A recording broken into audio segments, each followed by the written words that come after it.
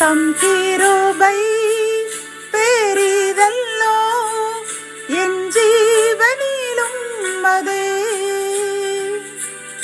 இம்மட்டும் காத்ததுவே இன்னும் தேவை கிருபை தாருமே இன்னும் தேவை கிருபை தாருமே. ஆண்டவரும் அருமை இரட்சகருமாகிய இயேசு கிறிஸ்துவின் ஈடு இணையற்ற நாமத்தில் சேனைகளின் கர்த்தர் ஊழியத்தின் மூலம் 21/7/2025 இந்த நாள் உங்களுக்கும் உங்கள் சந்ததிகளுக்கும் சமாதானத்தின் நாளாக அமையப் போகிறது என்று மனதார வாழ்த்துகின்றேன். இன்று நாம் அறியவிருக்கும் கிருபையின் வார்த்தைகள் சங்கீதம் 50:23.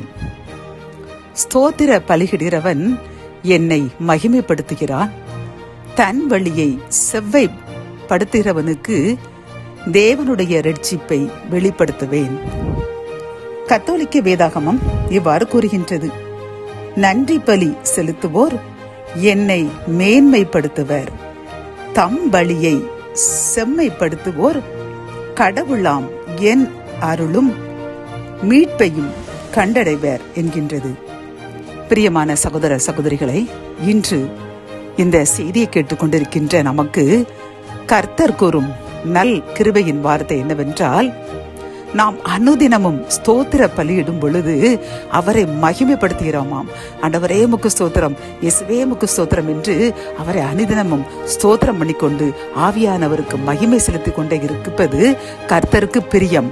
அவர் கூறுகின்றார், தொழுவங்களில் உள்ள காளைகளை பார்க்கிலும் நான் இந்த பலியை நான் மகிழ்ச்சியாக, இந்த பலிதான் எனக்கு என் மனதிற்கு ஒந்த பலி என்று அந்த ஸ்தோத்திர பலியில் அவர் மகிமைப்படுகிறார். பிரியமானவர்களே, ஆனால் அதற்கு அடுத்ததாக அவர் கூறுகின்றார், தன் வழியை செவ்வைப்படுத்துகிறவனுக்கு தேவனுடைய இரட்சிப்பை வெளிப்படுத்துவேன் என்று கூறுகின்றார்.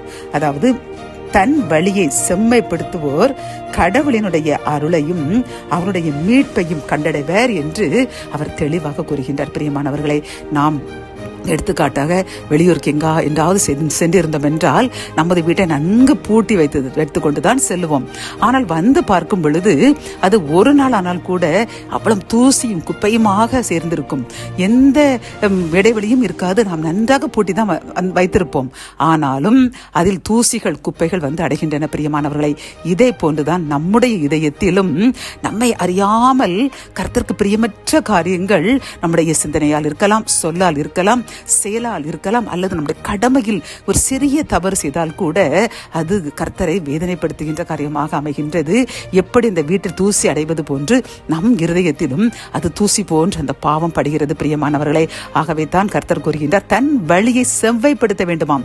நாம் அனுதினமும் அமர்ந்திருந்து நான் இன்று என்ன நல்ல காரியங்கள் செய்தேன், என்ன தவறுகள் செய்தேன் என்று யோசிக்கும் பொழுதுதான் கர்த்தரிடம் அமர்ந்து பேசும் பொழுது அவர், நீ இன்று இந்த வார்த்தை பேசி இதனால் நான் வேதனையுற்றேன், இனி இந்த காரியங்கள் செய்ததினால் என் மனம் வேதனையுற்றது என்று அவர் அந்த காரியத்தை எடுத்துக் கோருவார். பிரியமானவர்களை, அப்பொழுது நாம் சரி செய்து உடனடியாக நாளைக்கே நாம் பரிசுத்தமாக முடியாது. ஏன்னால் இன்பான் நேச்சர் நம்மிடம், அது அறியாமல், அது பாவம் என்று அறியாமல் நாம் அதை பழக்கி இருப்போம், அந்த காரியத்தை பழகி இருப்போம். ஆனால் நாம் மெதுவாக மெதுவாக ஜெபித்து கொண்டே இருக்க வேண்டும். அப்பா, நான் நாளைக்கு இந்த தவறு செய்யக்கூடாது என்று அதை அந்த நினைத்து நாம் ஜெபித்து கொண்டிருக்கும் பொழுது கர்த்தர் நிச்சயமாக முழுமையாக நம்மை பரிசுத்தப்படுத்தி நமக்கு இரட்சிப்பை வெளிப்படுத்துவேன் என்று வாக்கு கொடுக்கின்றார். பிரியமானவர்களை, பொதுவாக இந்த 7ஆம் மாதத்தை ஒரு முழுமையான மாதம் வேதாகமத்தில் பார்க்கும் பொழுது பழைய ஏற்பாட்டில் அந்த பாவங்களுக்காக பலியிடுகின்ற மாதம் 7ஆம் மாதம் என்று பார்க்கின்றோம். இந்த 7ஆம் மாதத்தில் நாம் இறைவனிடம் முழுமையான பரிசுத்தத்திற்காக நாம் ஜெபித்து நம்மிடம் காணப்படுகின்ற ஒரு சிறு சிறு தவறுகளை, அது சிந்தனையால் கூட நாம் வெளியே சொல்ல மாட்டோம், ஆனால் சிந்தனையில் அந்த திடீரென்று அந்த பாவம் நம்ம அறியாமல் வந்துவிடும். அப்படி சிந்தனையில் கூட நாம் பரிசுத்தமாய் வாழ வேண்டும். கண்ணால் கூட சில காரியங்கள் அன்று பார்க்கக்கூடாது என்று சொல்லுவார், ஆனால் நம்ம அறியாமல் பார்த்து விடுவோம். அதற்காக அன்றிடம் பொறுத்தரை செய்து வேண்டுவோம். அதேபோல் காதால் சில காரியங்கள் கேட்கக்கூடாது, சில அபாசமான கதைகளை கேட்கக்கூடாது, பிறர் கோள் சொல்வதை கேட்கக்கூடாது. இப்படி காதால் பாவம் செய்து விடுவோம். வாயால், நாவால், உதட்டால், இதயத்தால், இப்படி இறைவனுக்கு பிரியமற்ற காரியங்கள் நம்முடைய அவயங்கள் ஒவ்வொன்றிலும் நாம் பரிசுத்தமாக வாழ்வோம் என்று முடிவெடுத்து இந்த 7ஆம் மாதம் முடிவதற்குள் நம் பாவங்களை அறிக்கையிட்டு நம் பாவங்களை நினைத்து நினைத்து மனஸ்தாபப்பட்டு அறியாமல் செய்கின்ற பாவத்திற்காக மன்னிப்பு கேட்டு அறியாமல் இனி பாவம் செய்ய மாட்டோம் என்று ஒரு தீர்மானம் எடுத்து கர்த்தரிடம் பொருத்தனையோடு வாழ்வோம். ஆசீர்வாதங்களையும் இரட்சிப்பையும் அளவில்லாமல் பெற்றுக்கொள்வோம். ஜெபம். என் அன்பு தகப்பனே, இந்த கிருபையின் வார்த்தைகள் மூலமாக தோத்திர பலியிடுவது உமக்கு மகிமை. ஆனாலும் அதைவிட எங்கள் வழியை செவ்வாய்ப்படுத்தும் பொழுது நீர் மிகவும் மகிழ்ச்சி அடைகின்றீர், ரட்சிப்பை எங்களுக்கு தருகிறீர் என்று கூறின கிருபையின் வார்த்தைக்காக நன்றியப்பா. நாங்கள் இந்த 7ஆம் மாதத்தில் இந்த முடிவதற்குள் எங்களுடைய பாவங்களை எங்களை அறியாமல் செய்கின்ற அந்த உமக்கு பிரியமற்ற செயல்கள் நாங்கள் அகற்றி பரிசுத்தமாய் வாழ எங்களுக்கு கிருபை தாங்க. மீட்பர் இயேசுவின் மூலம் ஜெபம் கேளும் நல்ல தகப்பனே, ஆமேன்.